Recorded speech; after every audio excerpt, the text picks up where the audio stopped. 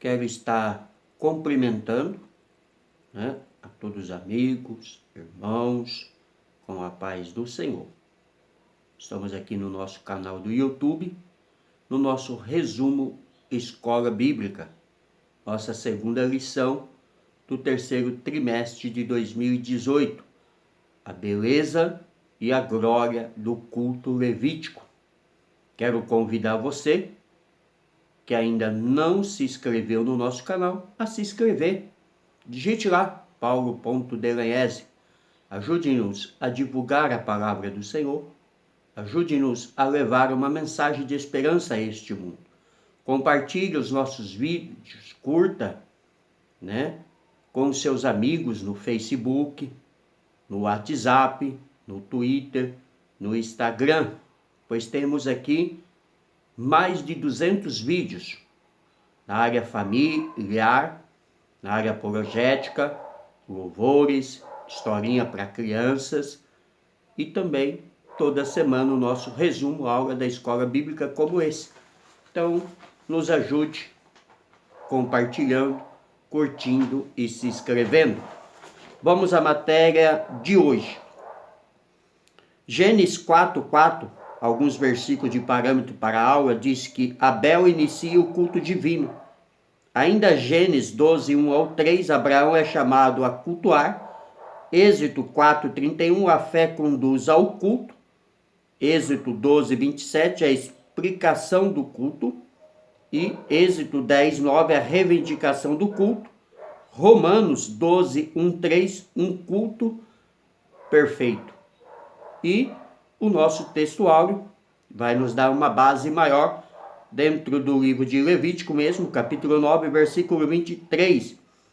Então, entraram Moisés e Arão na tenda da congregação, depois saíram e abençoaram o povo. E a glória do Senhor apareceu a todo o povo. Verdade prática.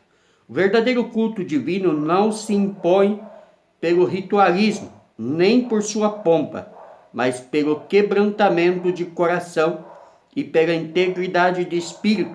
A glória de Deus não pode faltar. A nossa leitura bíblica em classe, Levítico 9:15-24. Depois fez chegar a oferta do povo e tomou o bode da expiação do pecado que era pelo povo, e o degolou, e o preparou por expiação do pecado como o primeiro. Fez também chegar o holocausto e o preparou segundo o rito. Fez chegar a oferta de manjares, e a sua mão encheu dela, e a queimou sobre o altar, além do holocausto da manhã. Depois degolou o boi e o carneiro em sacrifício pacífico, que era pelo povo, e os filhos de Arão entregaram-lhe o sangue, que espargiu sobre o altar em redor, como também a gordura do boi, do carneiro, e a cauda, e o que cobre a fressura, e os rins, e o retenho do fígado, e puseram a gordura sobre o peito, e ele queimou a gordura sobre o altar. Mas o peito e a espádua direita, Arão moveu por oferta de movimento perante o Senhor, como Moisés tinha ordenado. Depois Arão levantou as mãos ao povo e o abençoou, e descendo, havendo feito a expiação do pecado, e o holocausto e a oferta pacífica, então entraram Moisés e Arão na tenda da congregação. Depois saíram e abençoaram o povo, e a glória do Senhor apareceu a todo o povo, porque o fogo saiu de diante do Senhor e consumiu o holocausto e a gordura sobre o altar, e que vendo todo o povo jubilou, e caiu sobre as suas faces. Então vemos aqui, nesta leitura, o ritual de sacrifício e de adoração feito a Deus através de Moisés, o grande legislador, e também de Arão, o sacerdote. E o que a lição nos remete, numa das falas, é que hoje, né, não precisamos mais desse ritual. Hoje, o verdadeiro adorador, como Jesus disse à mulher samaritana, adora o Pai em espírito e em verdade. E um dos versículos que nós citamos aqui de Romanos 12 é que devemos adorar ao Senhor com um culto racional. Por que destacamos isso antes de entrarmos à lição? Infelizmente hoje virou uma bagunça algumas igrejas. Hoje mais se fala em língua do que em profecia. Hoje se pula igual pipoca no meio da rua, como vemos alguns vídeos trazendo escândalo àqueles que não conhecem. Esse não é culto, porque o culto verdadeiro é um culto racional, é um culto consciente, é um culto direcionado a Deus. É um culto onde o homem e a mulher não aparecem, mas quem aparece é Deus. Porque toda a honra, toda a glória, todo o poder pertence ao Senhor. Isso tem que ficar mais do que claro. Na interação aqui do professor nos diz que na lição de hoje refletiremos a respeito do culto divino. O que é mais importante em um culto? Uma pergunta: a liturgia? Aquele que estão prestando um serviço a Deus? Ou que realmente agrada ao Senhor? Essa é outra pergunta. Sem sombra de dúvida, não é o ritualístico, como eu disse, mas aquilo que agrada ao Senhor. Essas são indagações importantes que precisamos fazer se queremos adorar a Deus da forma que Ele merece e que lhe agrada. No decorrer da aula, devemos ressaltar o cuidado que devemos ter para não cairmos no formalismo, pois Deus não está preocupado com a forma, mas com o coração daqueles que se achegam a Ele. É necessário que aqueles que desejam cultuar ao Senhor o façam em espírito e em verdade. João 4:24, a qual eu já tinha citado, que Jesus fala à mulher samaritana. Como que é seu culto? Como que é a sua adoração? É uma adoração direcionada unicamente a Deus? Se for, glórias a Deus. Mas se não for, você precisa mudar a sua atitude agora. Porque Deus não aceita adoração dividida. Deus não aceita glória dividida. Foi por isso que os filhos de Arão morreram, fulminados, porque ofereceram fogo estranho no altar do Senhor. A introdução nos diz que o culto divino não é fácil responder a essa pergunta. Não, melhor dizendo, o que é o culto divino? Não é fácil responder a essa pergunta, pois no ato da adoração a Deus único e verdadeiro temos de evitar dois extremos: a informalidade profana e a indecente, e o ritualismo que mata o genuíno culto bíblico. Por esse motivo, o Senhor deixou a congregação de israelita no livro de Êxodo, de Levítico, ordenanças e instruções quanto à essência de seu culto, tendo um exemplo a consagração do Santo Templo em Jerusalém. Mostraremos nesta lição a beleza e a glória do culto levítico, que a nossa adoração a Deus conte igualmente com a presença do Espírito Santo em todos os atos. Sem a glória de Deus, nenhum culto tem validade. Então a introdução nos já é clara nas respostas, que o culto verdadeiro é o único culto que Deus responde, é o único culto que agrada ao Senhor. Os demais cultos são cultos egocêntricos, cultos direcionados a homens, culto direcionado a quem pode mais, a quem fala mais, né? Cheio de rituais bonitos, mas que Deus não está presente. Parte 1. O culto no Antigo Testamento. Vejamos o que é o culto divino e o seu desenvolvimento na área patriarcal. No período de Moisés, no tempo de Davi e de Salomão e após o cativeiro babilônico. Definição: o culto divino é o serviço amoroso, voluntário e exclusivo que Deus requer de cada uma de suas criaturas morais, anjos e homens, muito particularmente de Israel no Antigo Testamento e agora da igreja, para que todos em todos os lugares tempo glorifiquem-no como Criador, Senhor e mantedor de todas as coisas. Salmo 100, verso 1, Apocalipse 14, versículo 7. Então aqui está a definição do culto divino. Na era patriarcal, o primeiro grande patriarca a prestar culto a Deus foi Noé, Gênesis 8, 20. Abraão, Isaac e Jacó também constituíram altares para adorar ao Senhor, que o chamara a constituir a nação profética, sacerdotal e real por excelência. Gênesis 12, 7, 26, versículo 25, 35, versículo 1 ao 7. Na era patriarcal, a adoração era direcionada unicamente a Deus. Temos exemplos aí de Noé citado, de Abraão, de Isaac e de Jacó, os escolhidos por Deus para serem o pai da nação de Israel. No período de Moisés, Deus, através de Moisés, entregou ao seu povo leis e instruções para que o seu culto passasse de informalidade a uma etapa mais teológica, litúrgica e congregacional. Êxodo 12, 21, 26. Por isso foi construído o templo, por isso foi construída a tenda, a arca e instituído os sacerdotes. A partir daí estabeleceu-se as festividades sagradas, como a Páscoa e o dia da expiação. Êxodo 12, 14 e 20, Levítico 23, versículo 27 ao 28. Agora não somente as famílias, mas todo o povo é intimado a cultuar ao Senhor.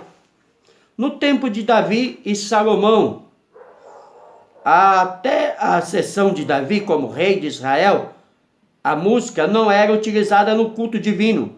O cântico de Miriam e o de Débora constituíram manifestações espontâneas que precederam a inserção da música na liturgia do Santo Templo. Êxodo 15, 20 e 21, Juízes capítulo 5. Mas com o rei Davi, que também era profeta, salmista e músico, a celebração oficial ao Senhor foi enriquecida com a formação de coros e instrumentos musicais. 1 Crônicas 15, 16.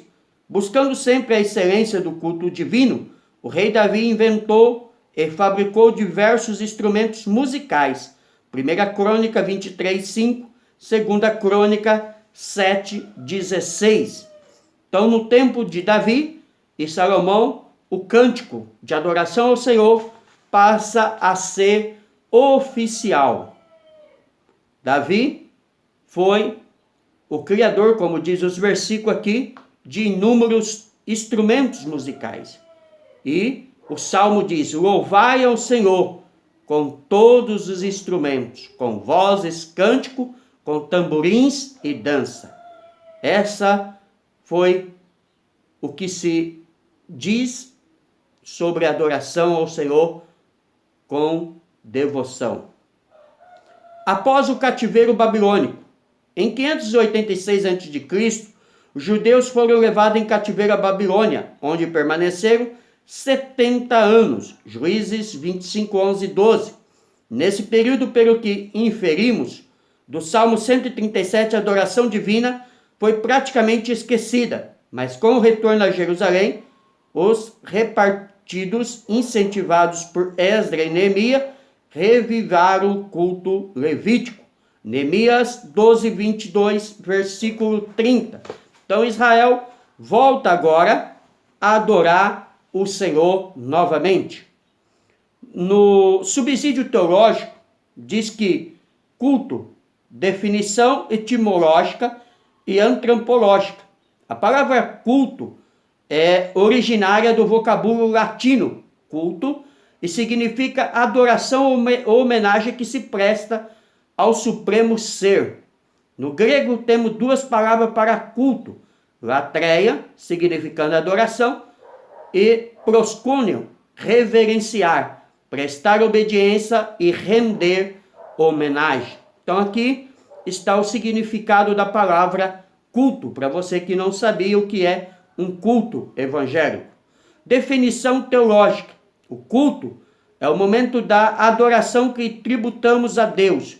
Marca o encontro do Supremo Ser com seus adoradores. Eis porque durante o seu transcurso, cada membro da congregação deve sentir-se e agir com integrantes dessa comunidade de adoração, a Igreja de Cristo. Se o culto aos ídolos induz o ser humano a mais objetas práticas, a adoração cristã eleva-nos ao coração do Criador. O teólogo Karl Barth via o culto cristão como o ato mais importante, mais relevante e mais glorioso na vida do homem. O culto, para ser verdadeiro, ele tem que ser direcionado unicamente a Deus. Por isso Deus proíbe a adoração aos ídolos. Por isso Deus proíbe a reza, a oração ou pedido a qualquer tipo de ídolo. Deus é o único que responde o homem. Deus é o único que atende o homem. Não existe santos, não existe culto prestado à imagem. Não existe essa história de reverenciar um santo do passado. O único que devemos reverenciar e adorar é a Deus. E não é o pastor Paulo que diz isso, não. É a palavra de Deus. Quem tem a Bíblia sabe muito bem o que estamos falando. Parte 2. Elementos do culto levítico. A fim de mostrarmos a beleza e a glória do culto divino, no Antigo Testamento, temos como exemplo a consagração do Santo Templo pelo rei Salomão em Jerusalém. Primeiro, sacrifício. O culto inaugural do Santo Templo, que teve início com a chegada da Arca Sagrada, foi marcado por uma grande quantidade de sacrifícios de animais. 1 Reis 8:5. Confere Levítico capítulo 1, de forma sem igual. O rei Salomão e todo Israel demonstraram sua ação de graça ao Deus de Abraão, Isaque e Jacó. Quem lê ali em 1 Reis, capítulo 8 e versículo 5, vê o tanto de sacrifícios que foram oferecidos ao Senhor na inauguração do templo. A devoção que todos fizeram ao Senhor nessa adoração para agradecer agora a Deus pela casa que tinha sido construída para a sua adoração. Cânticos. Em seguida, os cantores e músicos puseram-se a louvar ao Senhor, entoando provavelmente os cânticos que Davi e outros salmistas haviam composto. 2 Crônica 5, versículo 12 ao 13. Você encontra sobre os louvores que foi entoado ao Senhor, que foi entregue ao Senhor como uma forma de adoração. Exposição da palavra. Logo após Salomão, dirigiu-se ao povo fazendo uma síntese histórica sagrada até aquele instante. Ele mostra a clara intervenção de Deus em cada etapa da existência de Israel. 2 Crônica 6, versículo 1 ao 13. Seria muito importante que você lesse essas referências que eu estou citando. Aqui estamos num resumo aula. É impossível lermos, mas você pode acompanhar na sua Bíblia, na sua casa. A oração. O rei dirige-se agora a Deus em oração, agradecendo-o por aquele momento e intercede não só por Israel, mas pelos gentios que, ouvindo acerca da intervenção divina na vida de seu povo, para ali acorreriam. 2 Crônica 6, 32 ao 33. A leitura da palavra. Após o cativeiro babilônico, já no tempo de Esdras e Neemias, a palavra de Deus começou a ser lida publicamente, como parte da liturgia do culto. Neemias 8, versículo 1 a 8. Nesse período, os sacerdotes puseram-se também a explicar a lei ao povo de Deus. Antes disso, a leitura das Escrituras limitava-se aos montes Gerizim e Ebal. Deuteronômio 29. Você encontra sobre as duas leis, a lei da bênção e a lei da maldição, as advertências ao Senhor. Mas com Neemias, na volta de Babilônia, no segundo templo, agora todo o povo ouvia a lei. E o povo estava atento. E não era uma hora 1h30 de culto como é hoje, não.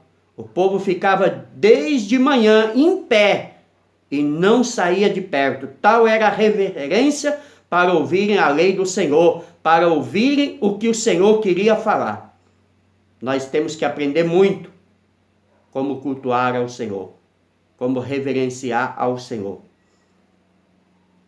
Benção. O culto levítico era encerrado com a bênção arônica, número 6, 22, 26. Ao serem assim abençoados, os filhos de Israel conscientivavam-se de que eram propriedade particular do Senhor. Êxodo 19, 5. Então aí está o que é realmente um culto de adoração e como aconteceu em cada etapa, em cada história, em cada época, em cada momento.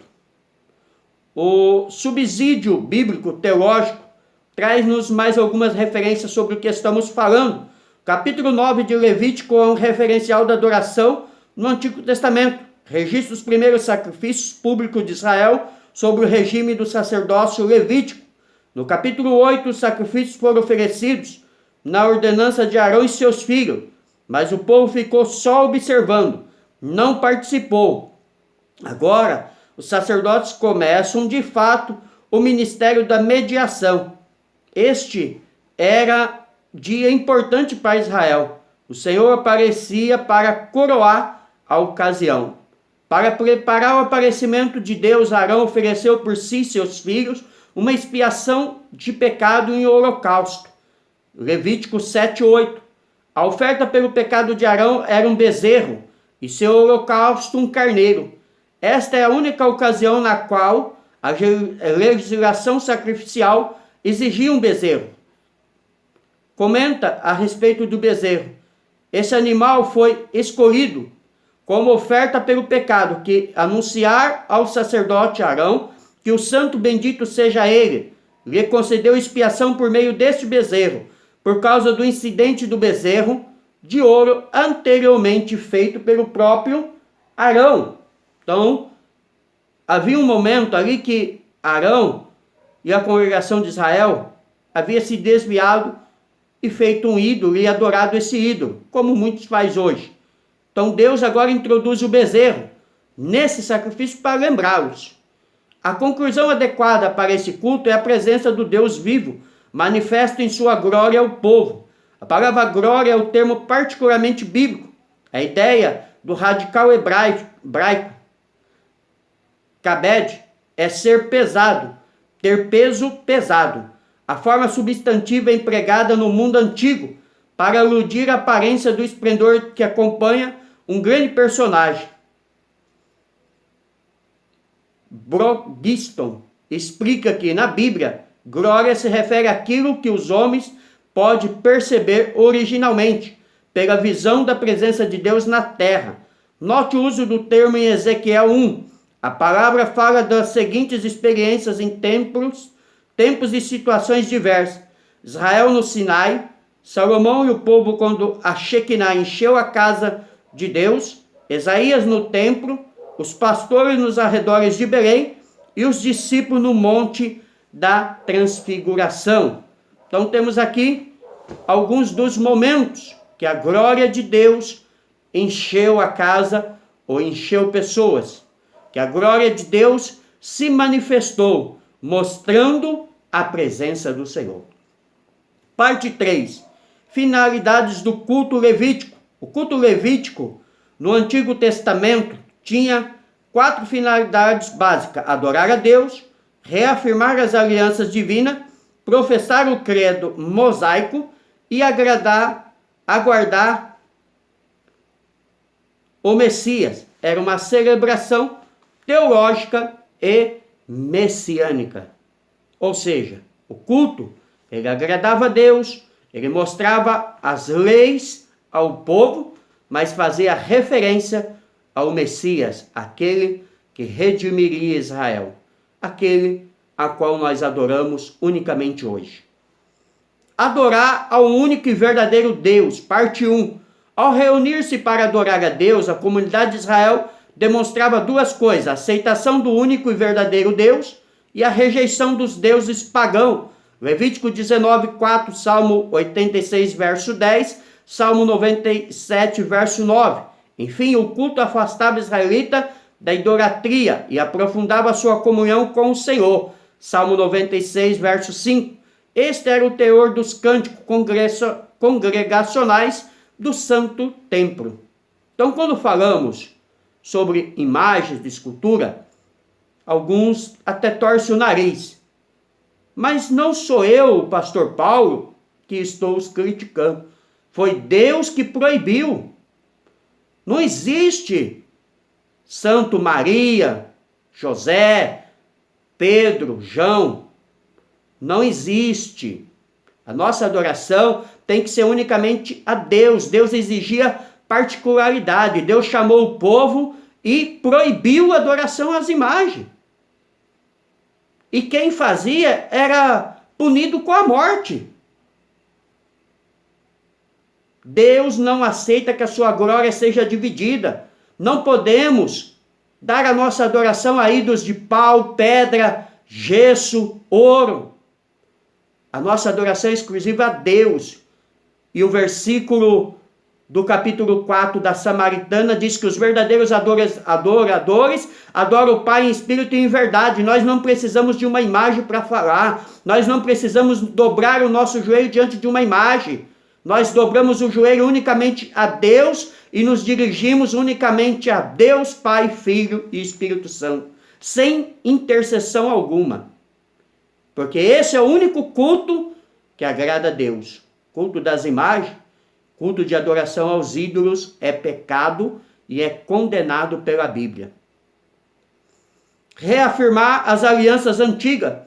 No culto levítico, os filhos de Israel professaram alianças que o Senhor firmara com Abraão, Isaque, Jacó e Davi. Levítico 26, versículo 9 ao 45.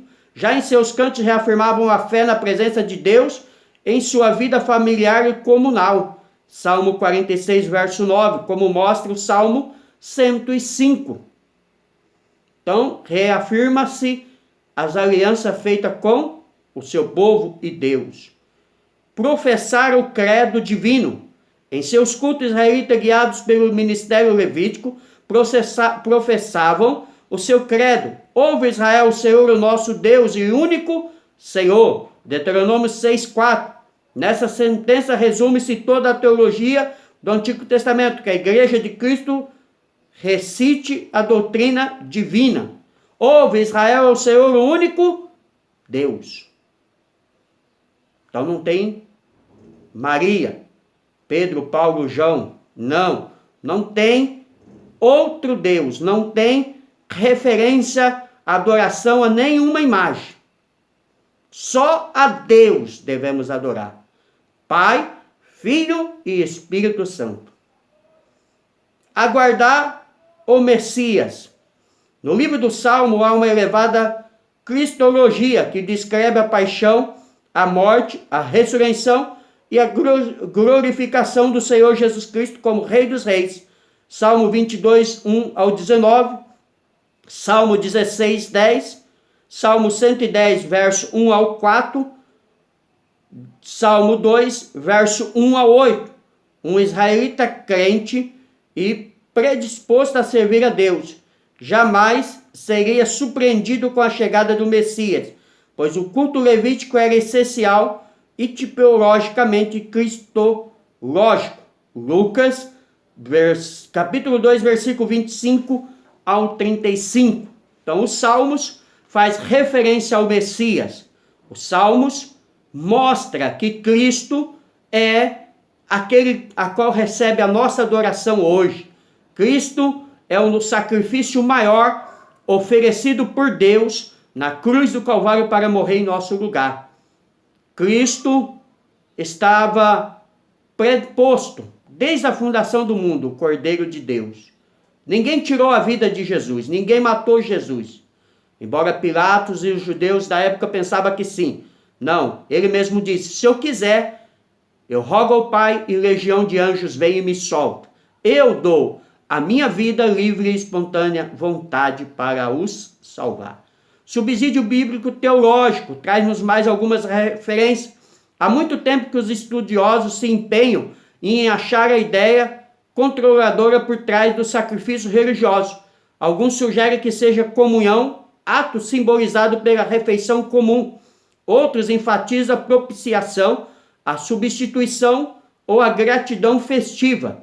É óbvio que o sacrifício é algo multifacetado, da mesma maneira que é a relação do homem com Deus. Envolve comunhão, mas comunhão com Deus que implica em posição, gratidão e petição. Assim, nossa atenção é remetida novamente à ideia de proximidade e intimidade com Deus. Tudo que diz respeito a aproximar-se de Deus está explícito no sacrifício. Esse conceito explica as 5 variedades de ofertas: holocausto, oferta de manjares, oferta de paz, oferta pelo pecado e oferta pela culpa. Cada oferta fala de uma faceta diferente da proximidade com Deus. Levítico toma por certo que quando os homens se achegam a Deus, eles não devem ir de mãos vazias. Há algo sobre a relação que torna correto a propiciação os homens levarem uma oferta. Desde os tempos dos Novos Testamentos é fácil esquecer essa verdade, mas sempre temos de nos lembrar de que, embora os crentes possam se aproximar de Deus com ousadia, eles não devem ir de mãos vazias. Sobre o antigo concerto, os adoradores iam com dativas próprias. Hoje os crentes vão com a própria dativa de Deus, seu Filho Jesus, como base de aproximação e intimidade dos adoradores com Deus. Então aqui está a grande verdade sobre o culto bíblico e que agrada a Deus. Conclusão: os filhos de Israel não souberam cultuar a Deus como ele requer de cada um de nós. Por isso deixaram-se contaminar pelo formalismo. Apesar de sua rica e significativa liturgia, adoravam a Deus apenas com os lábios, pois o seu coração achava-se distante de Deus e de Abraão. Isaías 29:13. Então adoremos a Deus em espírito e em verdade. João 4:24. Apresentemos ao Senhor nosso culto racional. Romanos 12:1-3. Quando cultuamos verdadeiramente a Deus, sua glória jamais nos faltará. Levítico 9:23-24. Chamado aqui é para que eu e você adoremos a Deus de verdade. Que eu e você prestamos um culto verdadeiro a Deus. Que não venhamos cair na liturgia dos cultos que se acontece hoje, em grandes templos, aonde o culto não é mais a Deus, mas a deuses. Amém? Deus abençoe a todos. Pastor Paulo Delagnese. Se inscreva no nosso canal do YouTube.